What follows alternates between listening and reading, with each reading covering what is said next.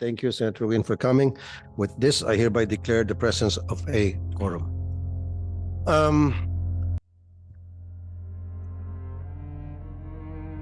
Marami sa ating mga motorista sa Kamaynilaan ang mas pinipiling gamitin ang mga skyway kahit na may kamahalan ang toll, because para sa kanila hindi sila maabala sa traffic at mapapabilis yung pagpunta nila sa kanilang panunronan.